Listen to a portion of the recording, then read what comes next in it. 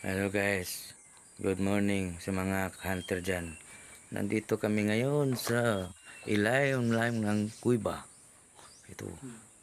Oh, umakyat naman kami kasi wala kaming lingaw. Oh, ito. Sige, ipakita rin dito ang suga. Ito guys, hihingi kami ng tulong sa inyo. Anong ibig sabihin nito?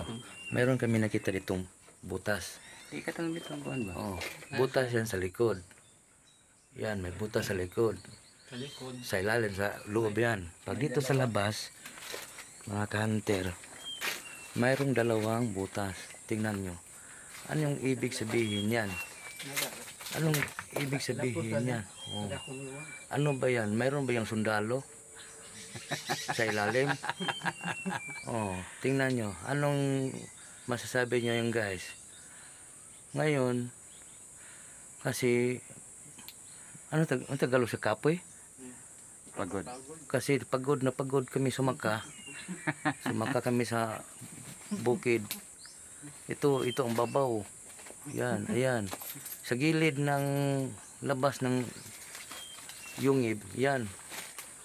May buho yan, may butas yan. Hindi namin maakyat. Ayun, sa akyat ako. Tingnan nyo. Ayan, ayan. Oh.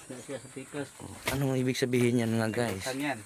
Tagusan yan sa malaking space. Mayroon ba yung kwarto sa loob? Abangan natin yan guys ha. Abangan natin yan guys kasi Abangan na guys. oo. Dito kami sa ilalim ng yungib. Ayan. Ayun ang ibabaw ng yungib. Hindi makikita kasi madilim.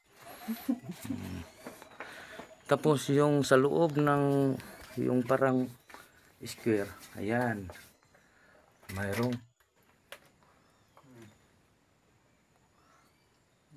Mayroong pintuan na maliit. Yung diwindi lang nakasok-pasok.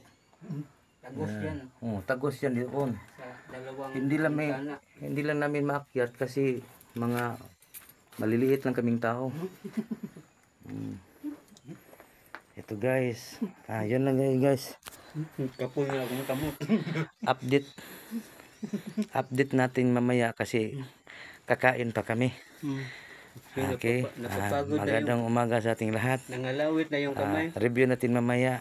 Mag-deep test ako sa aking Nocta Pinex. Salamat. Bye. Wala pa yan.